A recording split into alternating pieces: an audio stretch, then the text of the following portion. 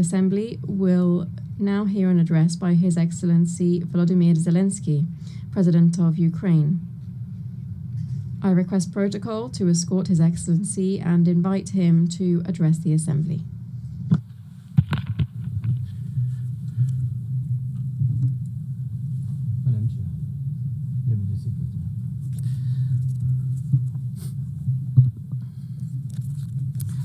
Dear leaders, dear friends, and all those who can become our friends, because you want safety and peace just as much as we do. Today, no one but ourselves can guarantee security. Only strong alliances, only strong partners, and only our own weapons. The 21st century isn't much different from the past. If a nation wants peace, it still has to work on weapons. It's sick, but that's the reality. Not international law, not cooperation. Weapons decide who survives. Excellencies, you know perfectly well international law doesn't work fully unless you have powerful friends who are truly willing to stand up for it. And even that doesn't work without weapons. It's terrible, but without it, things would be even worse. There are no security guarantees except friends and weapons. No Ukrainian choice this kind of reality. And knowing our people, they would have chosen a different priority. Ukrainians are peaceful people, but they are people who want to live freely in their own independent country. That's why we invest in defense. For many nations, there is simply no other way left. Nations can speak about their pain from stages like this, but even during bloodshed, there isn't a single international institution that can truly stop it. That's how weak these institutions have become. What can Sudan or Somalia or Palestine or any other people living through war really expect from the UN or the global system? For decades, just statements and statements. And even everything happening in Gaza remains without a way out. Even now, Syria, after all the changes, still has to appeal to the world to ease the sanctions that are choking its economy. It has to ask and wait. Syria deserves stronger support from the international community. And as Russia's war against my country goes on, people are still dying every week. Yet there is no ceasefire because Russia refuses. Russia abducted thousands of Ukrainian children, and we have brought some of them back. And I thank everyone who's helped. But how long will it take to bring all of them home? Childhood slips away faster than adults are able to help. Look at Israel. Nearly 2 years have passed and hostages still haven't been freed. They must be freed, but even that still hasn't happened. And for years, there have been no real answers to other threats, either chemical weapons and famine used as a weapon. Last year, at this assembly, I warned the world about the risk of radiation disasters, especially due to Russia's occupations of our Zaporizhzhia nuclear power plant, the biggest in Europe, but nothing's changed. Nothing's. And yesterday, the plant went into blackout again, and Russia hasn't stopped shelling even in areas near a nuclear facility. And because of international institutions are too weak, this madness continues. Even being part of a long-standing military alliance doesn't automatically mean you are safe. Just recently, 19 simple Russian drones violated Polish airspace, and only 4 were shut down. Luckily, they were not shaheeds or even worse. Otherwise, the results would have been horrific. Estonia had to call a UN Security Council meeting for the first time in history because Russian fighter jets deliberately entered its airspace. Moldova is defending itself again from Russia's interference. We have helping Moldova, and Russia's trying to do to Moldova what Iran once did to Lebanon. And the global response, again, not enough. We have already lost Georgia in Europe. Human rights and the European nature of the state system are only shrinking there. Georgia is dependent on Russia. And for many, many years, Belarus has also been moving toward dependence on Russia. Europe cannot afford to lose Moldova too. It's important to remember how the world once ignored the need to help Georgia after Russia's attack, and how the moment was missed with Belarus. How Moldova must not be lost. And for Europe, supporting Moldova's stability is not costly, but failing to do so will come at a much higher price. That's why the EU needs to help Moldova now with funding and energy support, not just words or political gestures. We must not forget about protecting the rights of people and the rights of nations in regions where these rights are under threat. The UN Charter and the Universal Declaration of Human Rights must apply everywhere. But the Taliban in Afghanistan dragged a whole country back into the dark ages. Cartels in some Latin America countries are more powerful than the government there. This is all about collapse of international law and the weakness of the international institutions. And so it's about the rise of weapons. Weapons decide who survives. Excellencies, yesterday President Trump stood right here in this hall, and God saved him from a murder attempt during the campaign. A shot was fired from a rifle, and just a fraction of an inch saved his life. Just days ago, President, along with hundreds of thousands of Americans, honored the memory of Charlie Kirk. Sadly, his life was cut short by a bullet. Once again, violence with a rifle in hand. We also mourn the Ukrainian woman, Irina Zarutska. She was brutally killed with a knife here in America, the very country where she was seeking refuge from Russia's war. And almost every day, when we open the news, we see headlines about violent attacks happening all around the world. Most of it is done with weapons. People are already used to, but weapons are evolving faster than our ability to defend ourselves. Now, there are tens of thousands of people who know how to professionally kill using drones. Stopping that kind of attack is harder than stopping any gun, knife, or bomb. This is what Russia has brought with its war. It used to be that only the strongest countries could use drones because they were expensive and complex.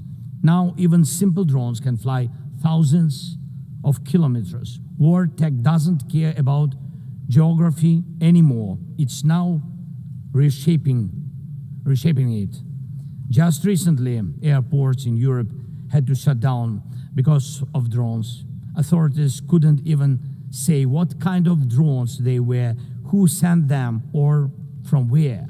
Last week, North Korea announced the test of a tactical strike drone. That means even countries with limited resources can now build weapons that are dangerous to their neighbors.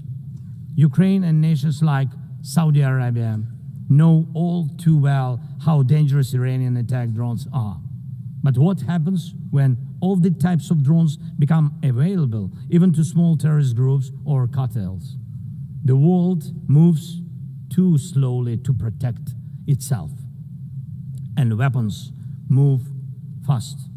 Now companies are already working on drones that can shoot down other drones, and it's only a matter of time, not much, before drones are fighting drones, attacking critical infrastructure and targeting people all by themselves, fully autonomous and no human involved, except the few who control AI systems.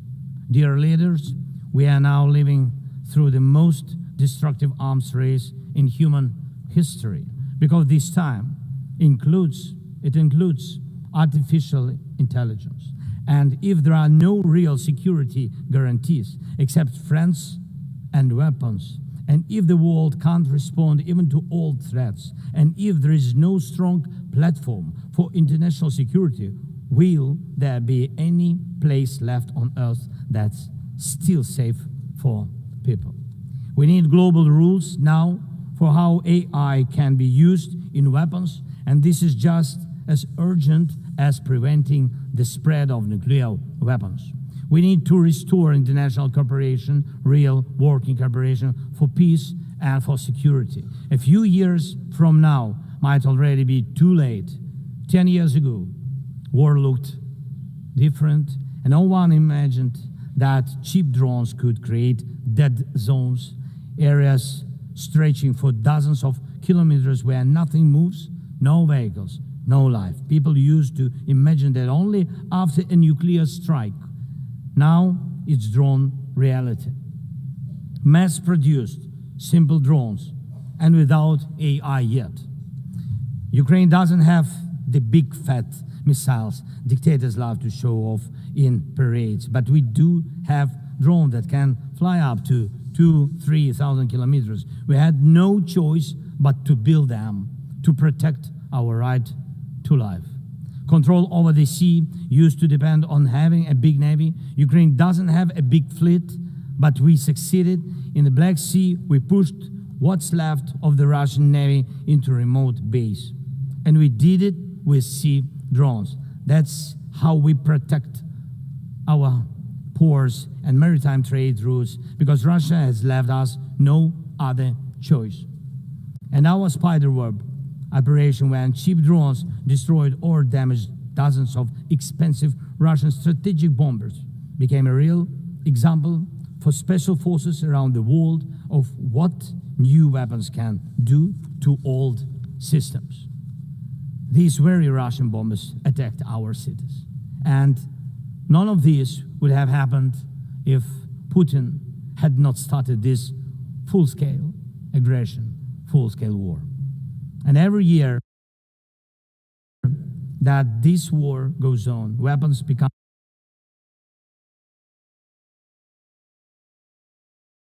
even more deadly. And only Russia deserves to be blamed for this. Dear leaders, to protect lives, Ukraine builds underground schools and underground hospitals. To protect lives, we have to spend more on protecting power stations from drone and missile attacks than on building sports facilities or cultural infrastructure. Ukrainian farmers are learning how to protect their equipment from Russia's FPV drone strikes, and for them, that challenge is far greater than climate change. Russia's war has put us in this situation, but do you have protection against similar threats? The facts are simple.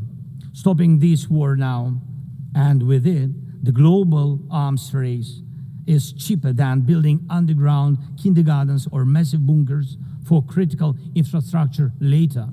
Stopping Putin now is cheaper than trying to protect every port and every ship from terrorists with sea drones.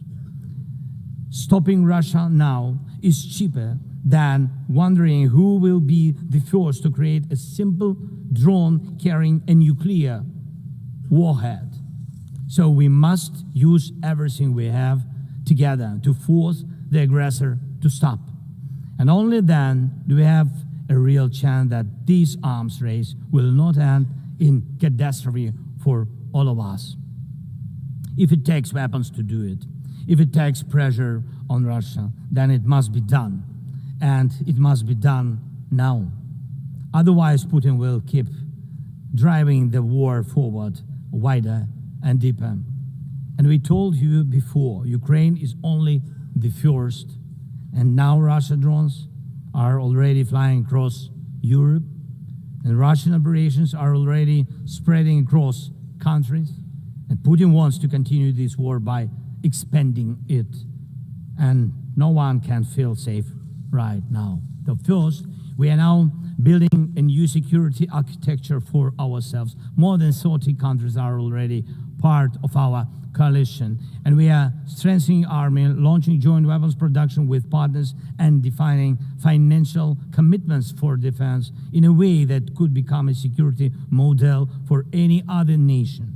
If security guarantees work for Ukraine, something more than just friends and weapons, it will mean that people were able to make national security not a privilege for a few nations, but a right for everyone. Second, we are ready to make our modern weapons become your modern security, your modern weapon. And we have decided to open up arms exports. And these are powerful systems tested in a real war when every international institution failed. And we are also ready to grow our defense production together with strong partners so that their protection is modern and reliable. You don't need to start this race from scratch. We're ready to share what has already proven itself in real defense. And third, many in the world are still relaxed. Still. But look at how many countries are here at this General Assembly. Countries that are at war, or just came out of war, or are trying to stop one, or openly getting ready for one. War has already reached too many people to pretend it has nothing to do with you. So it depends on you. Whether you help peace or continue trading with Russia and helping Russia to fund this war, it depends on you. Whether prisoners of war will be freed, whether abducted children will come home, whether hostages will be free, it depends on you. What will define existence? War like now, or our joint strong actions as it should be? Yesterday we had a good meeting with President Trump, and I also spoke with many other strong leaders, and together we can change a lot. Of course, we are doing everything to make sure Europe truly helps. And of course, we count on the United States. I appreciate the support we are receiving. Yes, much depends on the G7 and G20, but in the end, peace depends on all of us, on the United Nations. So don't stay silent while Russia keeps dragging this war on. Please speak out and condemn it. Please join us in defending life and international law and order. People are waiting for action. Thank you so much.